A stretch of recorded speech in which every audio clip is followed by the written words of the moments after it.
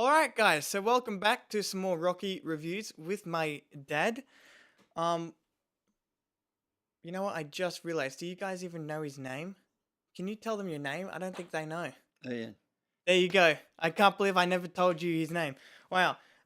Anyway, so I'm just gonna get right into my thoughts, like I do, because I want to keep these videos as short as possible. And for my first thought, Paulie, okay?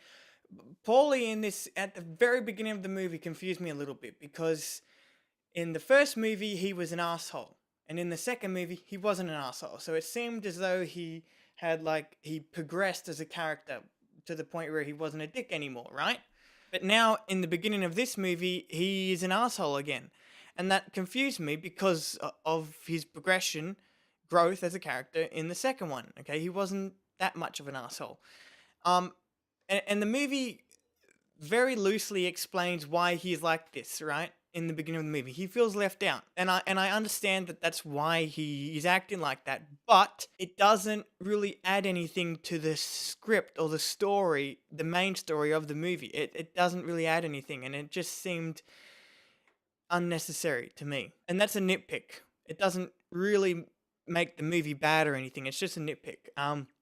And I have a few of them. And one of my other nitpicks with the movie is the sound design for this movie. The sound effects used in this movie, I think, were used way too loudly. And I have examples for you guys. One of them being the fight, really quickly, the fight where Paulie flings out his knife to cut off Rocky's gloves. Knock my gloves off! And then the Rocky statue reveal, where Rocky's statue, the drape or whatever, gets pulled off. It makes a sound effect.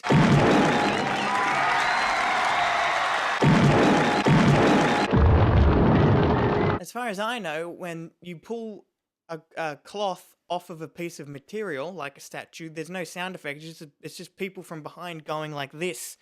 So I don't understand why there was a sound effect. Also, Clubber's missed punches. Every time Clubber misses a punch to punch Rocky, it's like this huge and it's like, wait a second, Rocky's punches aren't that loud.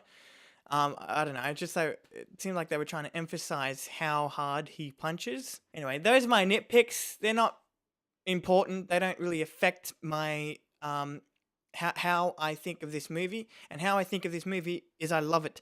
I've been going for a little while. Anyway, I love this movie. Here's why. I think Clubber Lang might be, I don't know, it honestly is because you can't say Apollo, because he becomes like a friend, right? He is Rocky's friend, okay? So in terms of long-term enemies, Clubber Lang has got to be the best. Next to, or, I don't know, the best next to or in competition with Drago. We'll get to that in the next movie. But in this one, Clubber Lang is set up so well. Going back to that fight between Rocky and that wrestler, it's a little ridiculous, but it perfectly sets up, I nearly said Drago, it perfectly sets up Clubber Lang, because as ridiculous as that fight is, it keeps cutting back to Clubber Lang, who is at the fight. And he's just this stone cold face. He's there to hunt Rocky and fucking kill him, okay? And you can just see that on his face. Also, Mr. T, great performance. If anyone hasn't said that yet, he actually did a really good job in this movie. So I really love how they set up Clubber Lang. His setup was awesome. And also, the relationship between Clubber Lang and Rocky was, I think, even more tense than Rocky and Apollo, because in their movie, they didn't hate each other. They were rivals. There's a difference, okay? So they, at the very least, had respect for one another, right?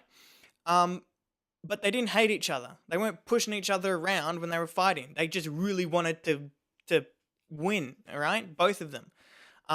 So that's all it was for them. But in this one, Clubber's pushing Rocky around in their first fight, and in the second fight, Rocky's pushing him around, and they freaking hate each other, and it's filmed so well. I mean, these two, you feel it while watching, like, man, these two are gonna kill each other if there were more rounds. Anyway, So I love Clubber. I love this movie because of Clubber Lang, and I think he's done so well. Anyway, that's my thoughts on the movie. I'm gonna quickly pass it off to my dad. I'll see you in a little bit. Okay, it's me again. Ian.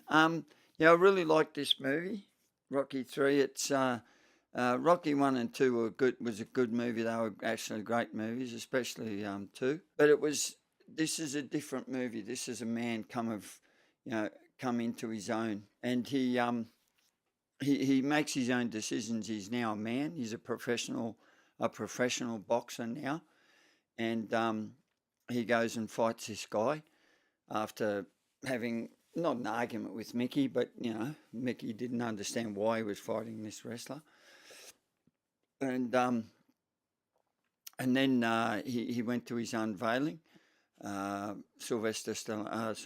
Rocky went to his unveiling of his statue, and Clubber Lang came to the unveiling, and they had an argument there, and cut from there, and we go to him in his room, in Mickey's room, and they had Rocky had a fight, had an argument with him, and he said no, he didn't want to let Rocky fight Clubber because he was a killer, and he was going to do a lot of damage. Of the fact that he brought up the fact that he nearly got killed in the second, and it was a miracle to Mickey that he wasn't. Now Mickey wasn't just a trainer and his manager. He was an extremely close friend and mentor. He was everything. Him and his wife, Rocky's wife, they were his two closest friends. And he went into the fight and he lost the fight because Mickey was very sick and couldn't be in his corner. And then after the fight, he died. And he was very disillusioned. Rocky didn't know what to do. After the funeral, he went for a ride on his bike, and he ended up at Mickey's gym. And he's in the gym, and Apollo Creed comes in and has a talk to him, and basically gets him focused again. And he said no initially, and then they agreed, and Apollo became his trainer. And the training, and his heart wasn't in it. He wasn't really training. He was training as a coloured fighter now, and he was doing swimming. He was doing all these different exercises that he wasn't doing in 1 and 2. There were some of the things he was doing in 1 and 2 he was doing in 3, but there were a lot of added. So he was becoming a faster fighter, still right-handed, but now he's becoming a faster fighter and a lot fitter, I believe. And there was a scene on the beach where he just gave up. Apollo and the brother, they go away, and it's just Rocky and his wife there, Adrian, standing on the beach, and they had this very intense, it wasn't an argument, it was a very intense and intimate conversation, defining a defining point in Rocky's life, I believe, and a turning point in his career. Definitely a turning point in his career. And they came together at the end of the argument, basically saying, what she was saying was, you have to do this on your own. Forget all the money and the cars and house and us and Apollo, and we know you can do it. We believe you can do it, but it has to be your decision. And at the end of the things, he asked her, he says, how did you come so tough?